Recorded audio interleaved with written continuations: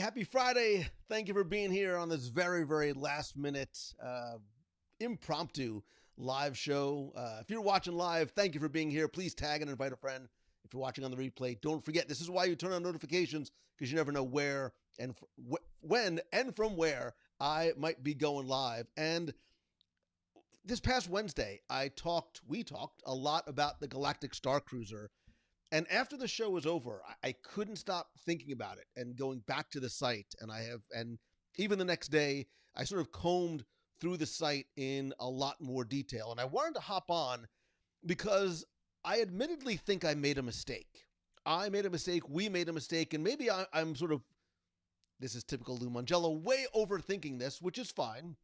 But there was something about the discussion of the itineraries that just continued to not sit with me. As we were talking about it and as we were laying it out, it seems like it all made sense until I got a little bit farther away from it. And I think the mistake that I made was talking about the sample itinerary as a sort of de facto itinerary itself. Let me explain what I mean. Let's do this. Let's take a look at, you don't want to look at my desktop, but let's go look at there. Let's go look at the Disney Parks Galactic Starcruiser website, where it talks about how this is a sample itinerary, not saying it is an example itinerary. And I think that there's almost an intentional distinction between the two, because they talk about how choices that you make are going to determine your personal Star Wars adventures. And that's why I think this is an example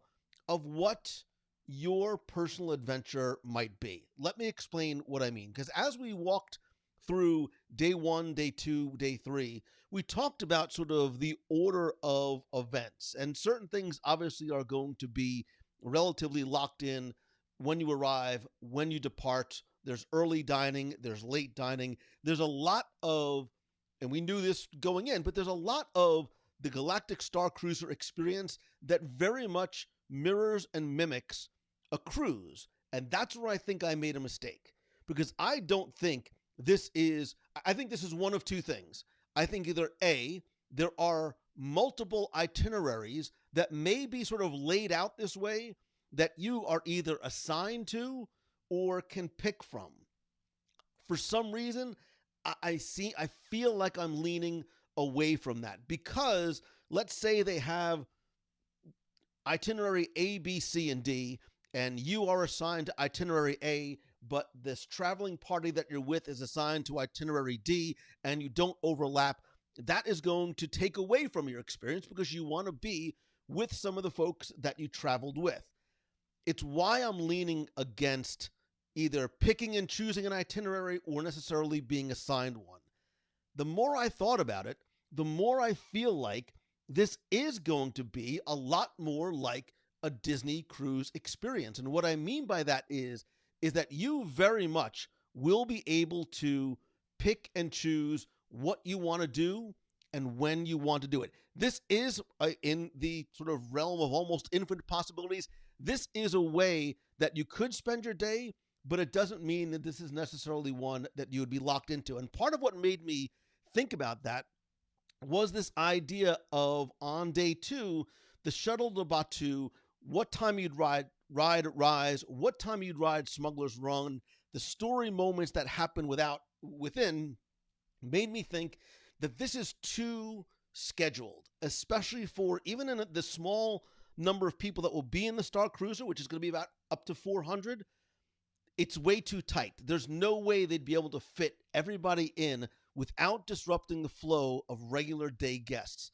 So my feeling is that, like a Disney cruise, there are things that are happening all the time. There are sabak lessons probably at 3:30 p.m., at 10 a.m., at 2 o'clock the next day. They're happening at a number of different times at a number of different locations, much like they would on the Disney Cruise Line ship. Different things happen in D Lounge throughout your voyage at different times of the day. You can pick and choose when you want to go and see and do. Again, it's choosing your own adventure. You can do as much or as little as possible. And I think even for the second day on Batuu, I wonder, and again, this is pure speculation, this is part of the fun, but I wonder if, hey, maybe you don't want to go to Rise of the Resistance at 8:45. Maybe you want to take a slow morning, go have breakfast, hang out on board the Halcyon, and then take the transport shuttle later on in the day.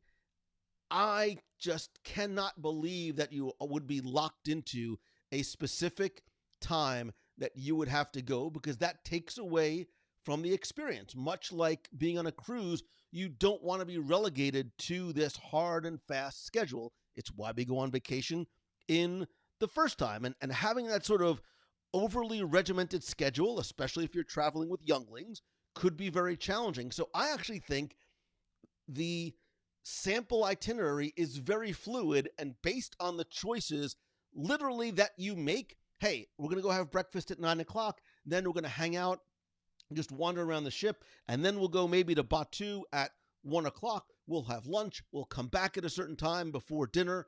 And you sort of pick and choose. Maybe you want to go to the Halcyon and spend more time in Batu. I think the flexibility is going to actually be built into this. I think this is, I don't want to say misleading. I think that I misinterpreted it.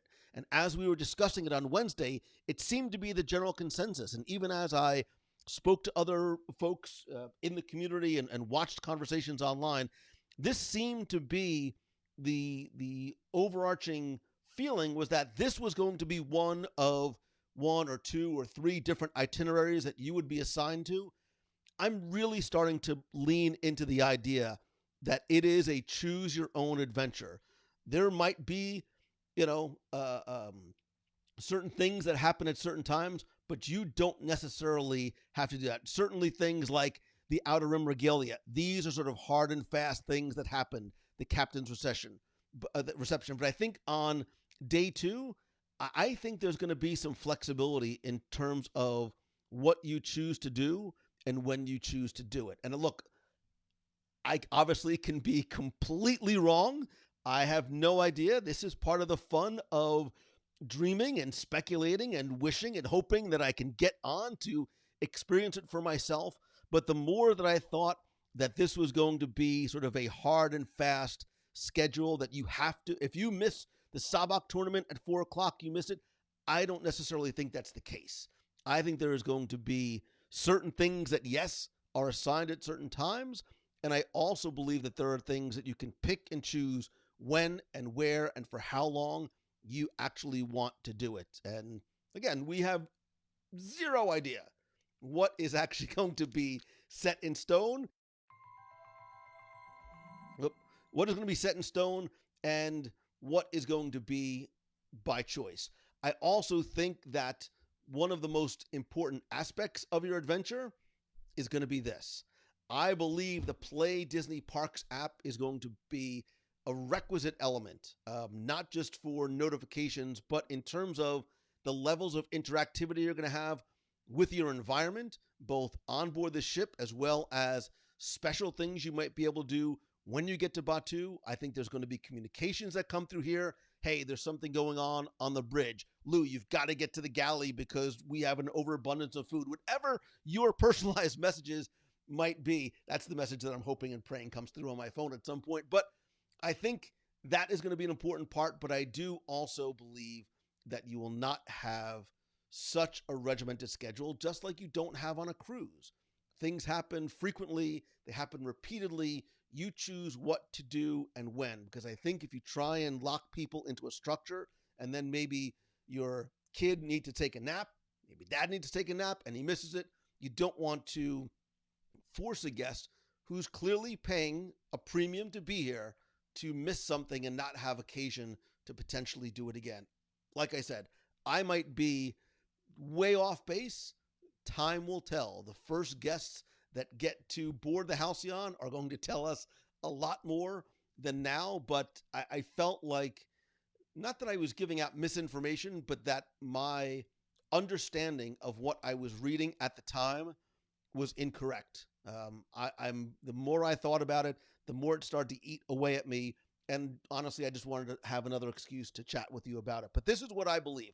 I believe it is going to be very much a choose your own adventure at your own pace.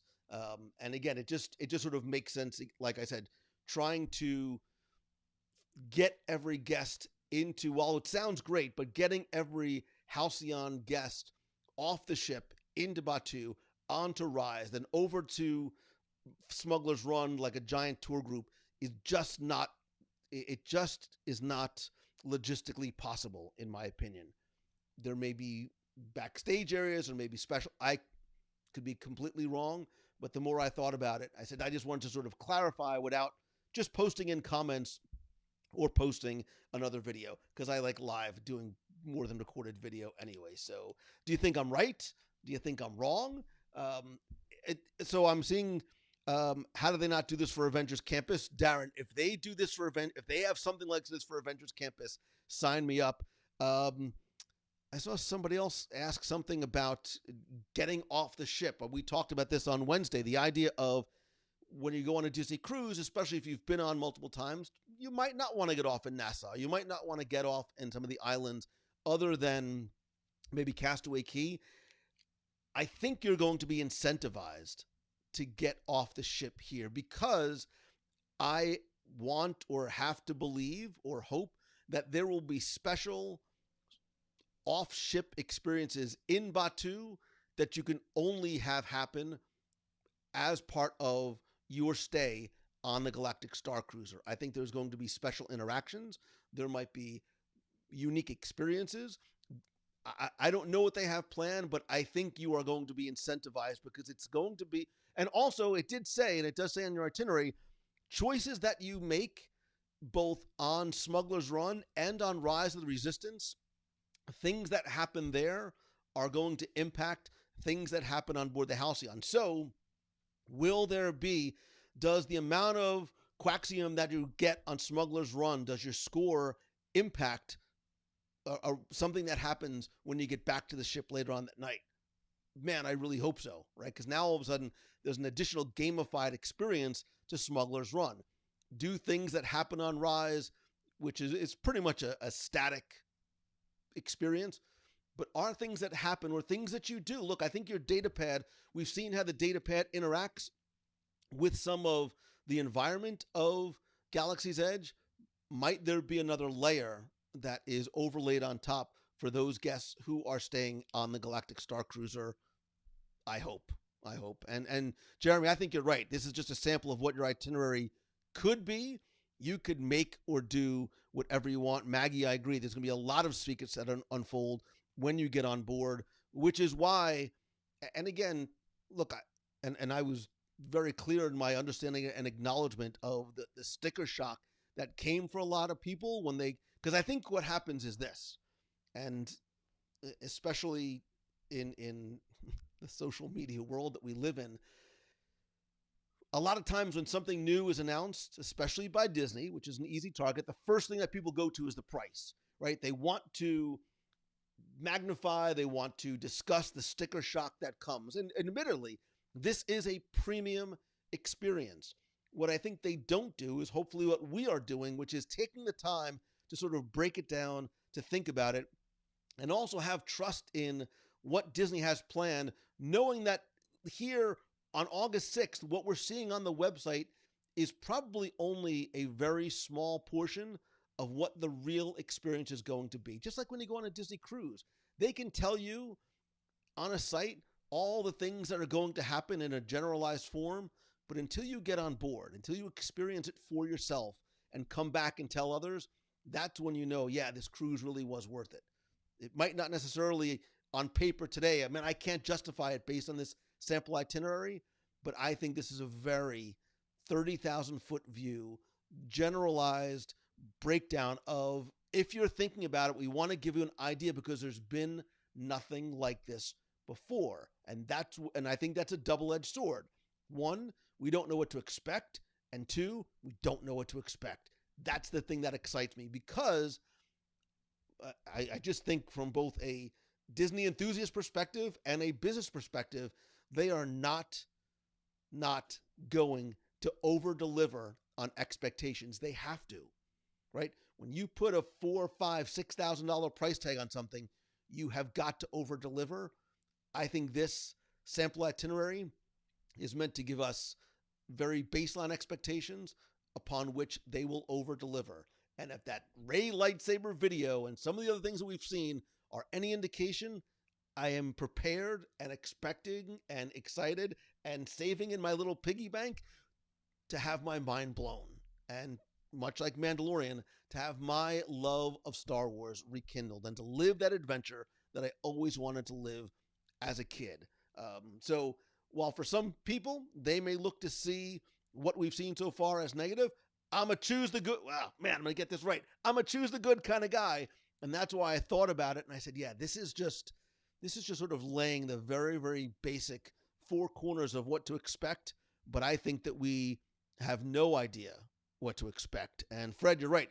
The hotel is not a hotel. It is a 24/7 immersive theatrical experience. You don't go to sleep and do the parks, which is why I think Lisa was saying maybe I don't want to go and ride Smuggler's Run because I'm local, unless it is part of the overall experience, which I think it might be. It's crazy expensive. It's probably the first of its kind ever. It is not an expensive Star Wars themed hotel. Fred, that is a very insightful, and I agree with you 100%. Um, yeah, and look, we talked about this too. What is worth it for somebody, for one person, might be different than somebody else. For some people, a Disney cruise, a trip to California, staying in the Grand Floridian concierge level, that might be worth it to you. For somebody else, it's not. They want to stay off property. They want to stay in a Valley Resort. Maybe they don't want to do table service. That's the beauty of us all having different opinions and different loves and choosing what is important and what is special to us. And that is what this is. This is a very, very special premium experience. And I, for one, whether I get to go or not, or I'm able to save enough pennies in the penny jar or not, I am super curious to see the reactions of guests that do go. Because at the tears that came from my eyes the first time I saw the Millennium Falcon or any indicator, I can only imagine what kind of response this is going to be. And I think the surprise aspect of it is going to be part of what you are buying into. Jeremy Goff, I think the price is absolutely, and I was not, I was made aware of this while we were live on Wednesday. There is going to be fluctuating prices. So I don't know what that range is going to be. Time is only going to tell. I would assume going between Christmas and New Year's is going to be a lot more expensive than going the third week in January. So barring holidays, etc. So we will have to see what it was. But so yeah, so even Jay Goldthwait was talking about Adventures by Disney, how he originally thought it was ridiculously overpriced. Then listening to people who went, how they set up special meals and experiences, what you get is so different than a normal bus tour of Europe. And I think, Jay, that's exactly what this is going to be. But I really do think on a much grander level. So, and look, this is, like we said, this has never been done before. So the expectations are going to be high, especially at this price point.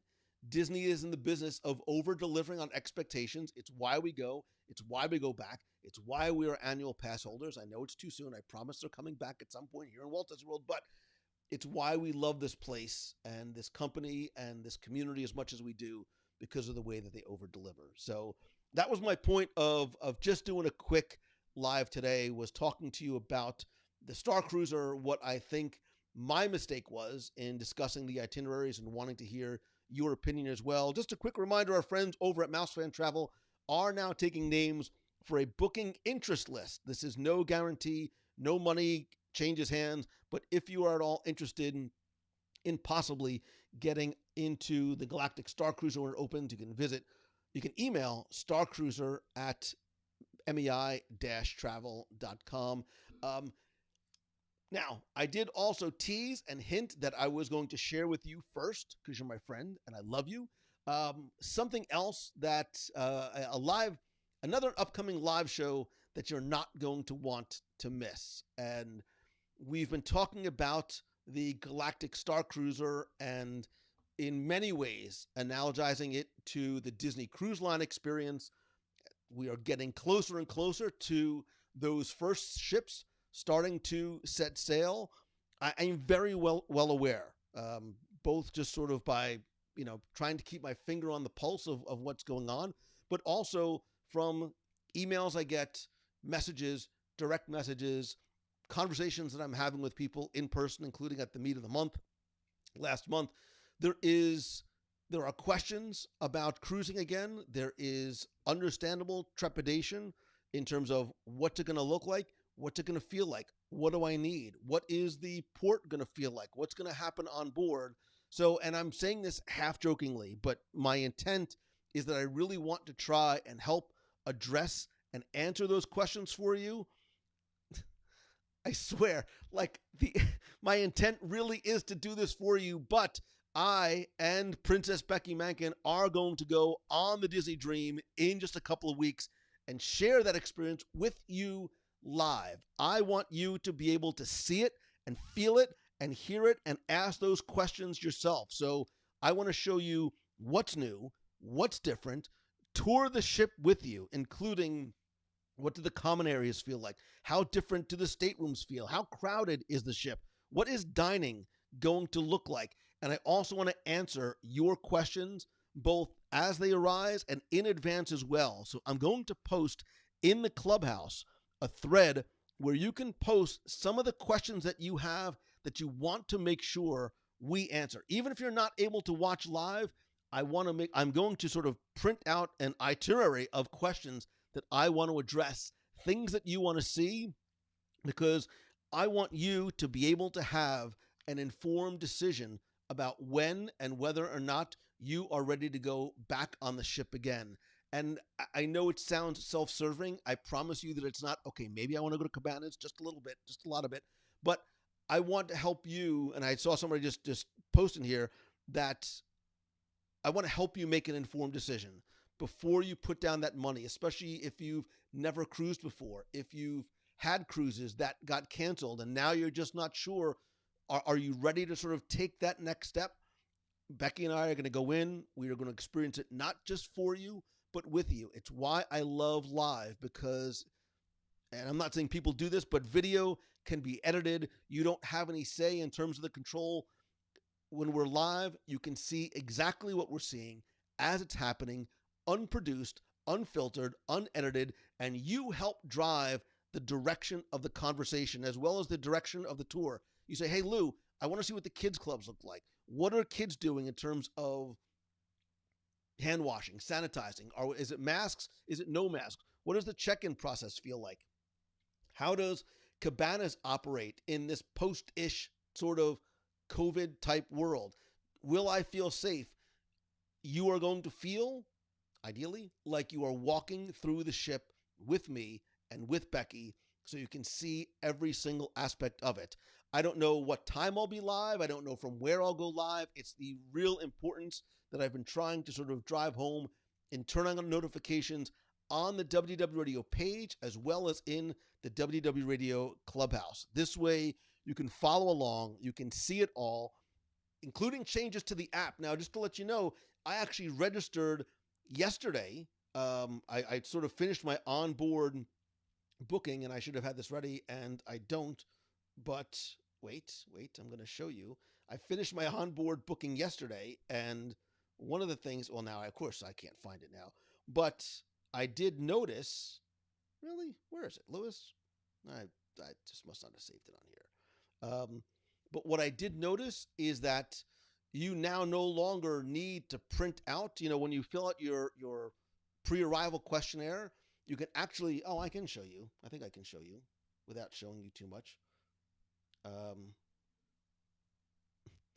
But you could now add it to your Apple Wallet because you are given either a digital QR code or a QR code you can keep in your email. You don't have to print out all those papers and worry about taking it with you. It's right there on your phone. So there are changes that already I'm seeing are in place, and I'm curious to see how those continue, not just as the process goes forward, but once we get on board. So there are also some things that I've heard discussions about that may or may not be implemented, and that's why I want to see it for myself, and I want to take you along with me. So once again, that's going to be Friday, August 27th through Monday, August 30th is when we get off the ship. It's a Disney Dream. I'm going to take you through as much of the process as it happens as possible. So I will show you everything from arrival at the port, and there are some areas where you cannot go live, understandably, but I will let you see as much as you possibly can. I'll also be sharing on my Instagram stories, Instagram.com/Lou Mongello. Please, please, please follow me along. Follow me. Be my friend on Instagram. Right, we're friends in real life, so be my friend on Instagram and turn on notifications there, because I'll also be sharing some things on stories, some things on live, but I'll do as much live as I can. Sometimes live on board ship, especially when you're out to sea, is not always the most reliable, so I'm going to sort of have to balance between those two. So please, please, please, not only follow along, come with me. Literally, I want you to come with me and with Becky on board the ship, but invite your friends to watch along as well. And like I said, I will post this image as well as asking you to share the questions that you have about cruising, whatever they might be. Even if, if I don't have infants anymore, you want to see what the Small World Club and other things like that look like, I will show you an answer. If I don't have the answers, I will get them for you. So this really is, and I'm saying this with a straight face, this really is an opportunity for you to sort of, like pre-cruise a cruise without having to make that investment if you're a little bit hesitant, or whether you've taken a cruise or not taken one before. So that's it. That's all I have for you today. That's what I wanted to cover, was the Galactic Starcruiser, the Disney Wish. Like I said, don't forget to email starcruiser@mei-travel.com if you are interested in getting some information about when that. We don't know when that's going to release. I have a feeling that it is soon. Also, just a quick reminder, this is the wrong graphic, but it doesn't really matter. My Momentum Weekend Work, well, that's not the right graphic either. It doesn't matter. Still, wrong one. Whoops. My Momentum Weekend Workshop. Tickets are on sale now. We are more than 50% sold out November 13th and 14th. You can go to loumongello.com/momentum for more information. That's going to do it for today. Again, turn on notifications. I may be live again this weekend, possibly from the parks. And next week, I'm also going to be live on Friday from MegaCon in Orlando. I cannot wait to go back. Probably late afternoon. Not exactly sure what time I'll be able to go live. But please, please, please tune in. It is a lot of fun. Even if you've never attended a con before, this is a great way to see exactly what the show floor feels like. So thank you very much again. I love and appreciate you so, so very much. So until next time, have a great day. Have a great week. Don't forget, man, I'm going to get this right one of these days. Don't forget to choose. Come on, Lewis, it's backwards. Don't forget to choose the good today and always, and be the good for others as well. So until next time, see ya.